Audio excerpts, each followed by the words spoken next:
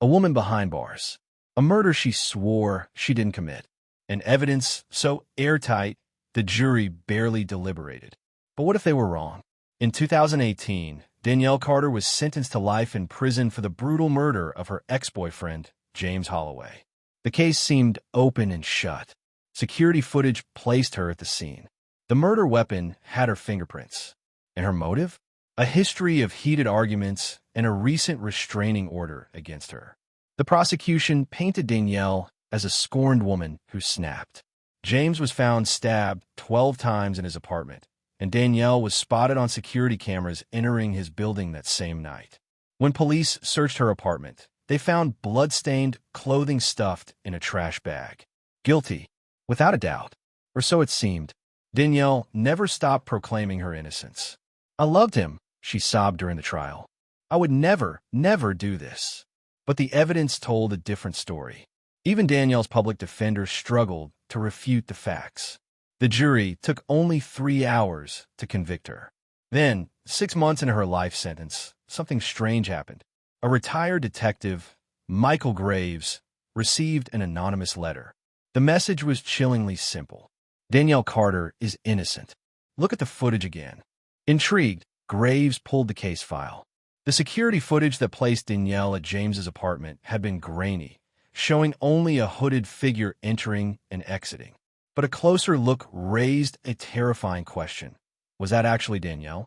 Graves dug deeper. He analyzed the timestamps on the footage and compared them with traffic camera logs. The timeline didn't quite fit. Then came the first major break. The blood-stained clothing in Danielle's apartment? The DNA results had been rushed. When retested, something shocking was revealed. The blood was a mix. James's, yes, but also someone else's. An unidentified male. The deeper Graves looked, the more cracks he found. The murder weapon, a kitchen knife, had Danielle's prints, but oddly, only on the handle.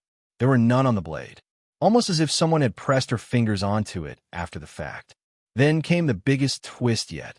A new fingerprint was discovered on the murder weapon's blade. One that wasn't in the system until now. A recent arrest for an unrelated assault led to a fingerprint match. The suspect? Eric Nolan. Nolan had a criminal record filled with violent offenses. He also had one other chilling connection. He had been James Holloway's co-worker. And just weeks before the murder, James had confided in a friend that he was worried about something at work. But it got even worse. A deeper look into phone records revealed calls between Nolan and, shockingly, Danielle's public defender. Long, unreported conversations. Had someone been paid off? Had evidence been buried? As Graves pieced everything together, he realized Danielle had been framed. But why? And by whom? Just as he was about to turn his findings over to the authorities, he received a call from an unknown number. A distorted voice whispered, "Stop digging, or you'll be next." Then the line went dead. Michael Graves sat in his dimly lit office, gripping the phone so tightly his knuckles turned white. The threat wasn't vague. It was a promise. But that only made him more determined. He needed to act fast. Graves made copies of every file, every note, every inconsistency he had found. He sent them to trusted colleagues, an investigative journalist, and a federal contact he had worked with years ago. If something happened to him, the truth wouldn't die with him. That night, as he was driving home, a black SUV appeared in his rearview mirror. It trailed him through 3 turns. When he pulled into a gas station, the SUV idled across the street, its windows tinted too dark to see inside. Was it just paranoia, or had he gotten too close? The next morning, Graves visited Danielle in prison. Her eyes were sunken, her face pale, but when he told her what he had found, a flicker of hope returned. "I knew it," she whispered. But no one would listen. Then she said something that made his blood run cold. "James told me someone at his job was stealing money. He said if they found out he knew, he'd be in danger. I told the cops, but they never put it in the report." It all clicked. James had discovered fraud at his company. Eric Nolan wasn't just a co-worker. He was the enforcer, the one sent to silence problems. And someone with power had helped bury the truth. Graves now had enough to take the case to the Attorney General's office. But before he could, his apartment was broken into. His laptop was smashed, files ransacked, and a single message was scrawled on his bathroom mirror in red lipstick. Final warning. He was running out of time. Graves needed a confession. He arranged for Eric Nolan to be questioned under the guise of an unrelated case. As soon as Nolan was in custody, Graves pushed the evidence in front of him. "We know you didn't do this alone," he said. "Who paid you off? Who ordered the hit?" Nolan scoffed, until Graves showed him the phone records, the fingerprint analysis, the missing police report. Nolan's arrogance wavered. Then he did something unexpected. He laughed. "You have no idea how deep this goes," he said, "but you're about to find out." And then, with a smirk, he uttered a name that made Graves' blood freeze. It was someone high up in the city, someone untouchable. Michael Graves' heart pounded. The name Eric Nolan had just whispered sent an icy wave through his veins. It was a name tied to power, influence, corruption. Detective William Harrington, a highly respected officer. The same detective who had built the airtight case against Danielle Carter. The man who had testified, under oath, that there was no doubt about her guilt. Graves knew he had to tread carefully. Harrington had spent over 2 decades on the force. He was decorated, trusted, untouchable. If he was behind this, who else was covering for him? He needed proof. Not speculation. Not theories. Real, undeniable evidence. So he dug. Harrington's financial records were clean, too clean. But Graves knew that when someone like Harrington wanted to hide something, they wouldn't leave a paper trail under their own name. Then he found it. A series of unreported meetings between Harrington and executives from James Holloway's company. He cross-checked those names with sealed legal disputes. And there it was. A lawsuit, quietly settled and buried, filed by a whistleblower. The plaintiff? James Holloway. James had been set to expose a multi-million-dollar embezzlement scheme within the company.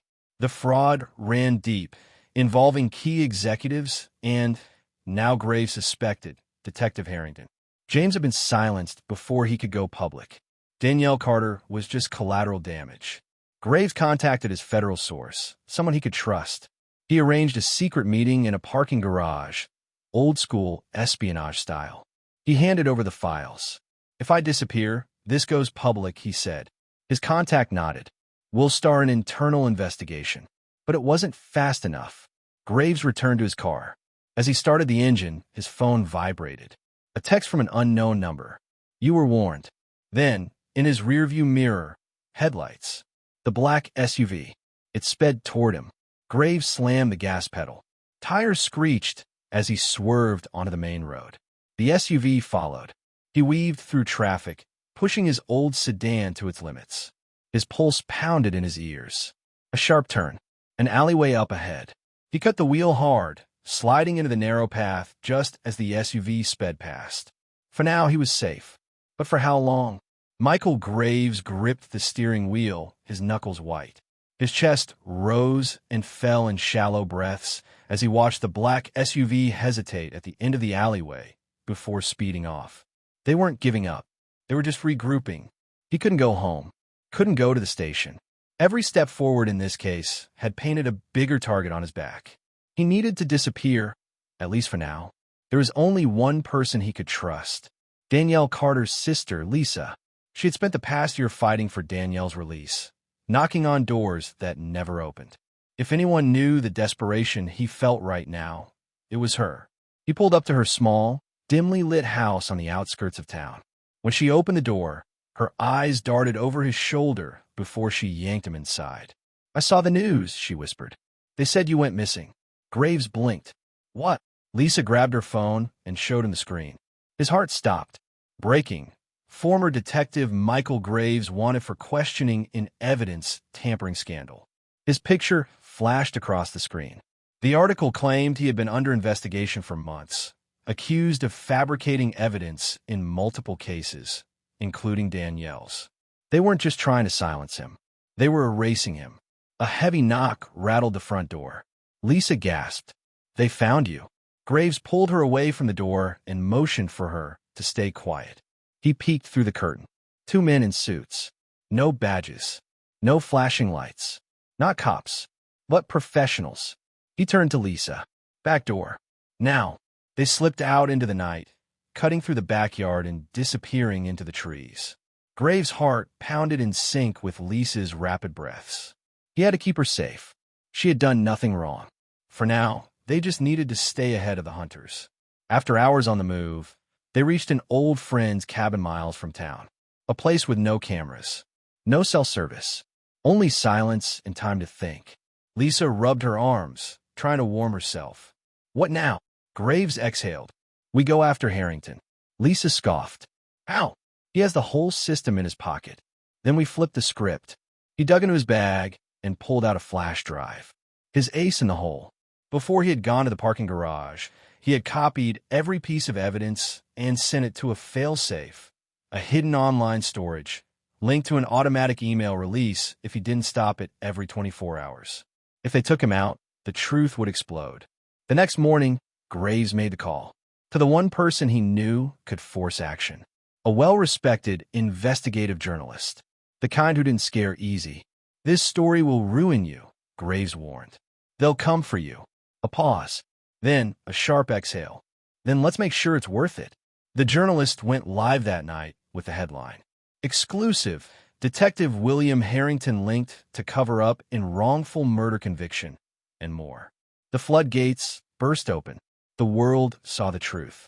And suddenly, Harrington wasn't so untouchable anymore.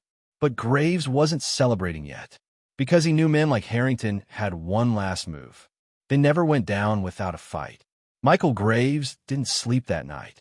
He sat by the window, watching the tree line, waiting for the inevitable retaliation. The truth was out, but truth alone didn't stop men like Harrington. It only made them desperate. Lisa stirred on the couch, rubbing her eyes. You haven't slept.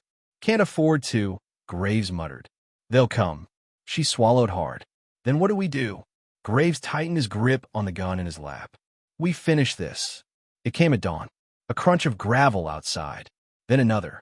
Graves motioned for Lisa to stay down. He peeked through the blinds. 3 men. Armed. They weren't here to talk. A second later, the first gunshot shattered the front window. Lisa screamed. Graves grabbed her wrist and dragged her behind the kitchen counter as bullets ripped through the cabin walls. With splintered, glass rained down, but Graves kept his mind sharp. He had one chance. He pulled his gun and took a deep breath. Then he fired back. One man went down. The others dove for cover. They were trying to flush him out.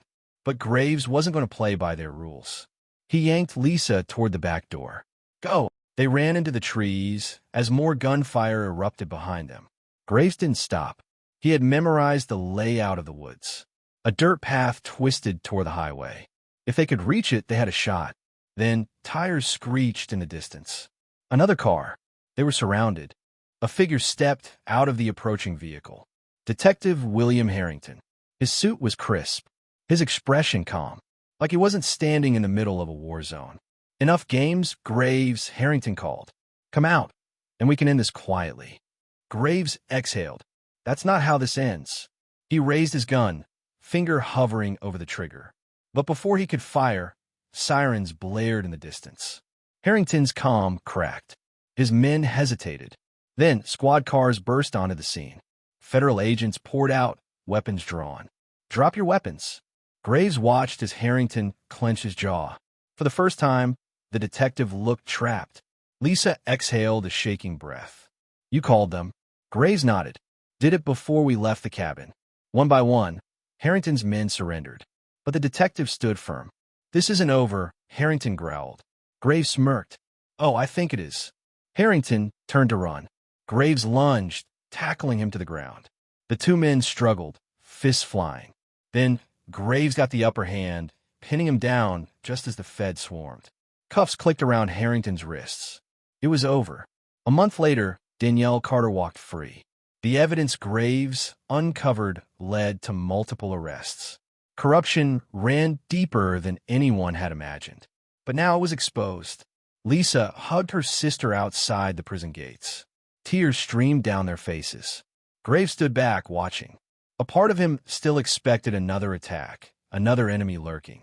But for the first time in a long time, the fight was over. Lisa approached him. You saved her. He shook his head. You did. I just helped. She smiled. So what now? Graves exhaled, looking toward the horizon. Now, I disappear. And with that, he walked away, fading into the morning light. The truth is often buried beneath lies, deception, and corruption. But here, we uncover the untold stories, the hidden truths, and the mysteries that demand justice. If you were hooked by this case and want to dive deeper into more chilling true crime stories, don't just watch. Be a part of the conversation. Subscribe now for more gripping investigations, unsolved cases, and shocking revelations. Drop a comment below. Do you think justice was truly served in this case? Let's talk theories, facts, and your thoughts. Every case deserves to be heard. Every voice matters. Hit that subscribe button, turn on notifications, and never miss a story that could change everything.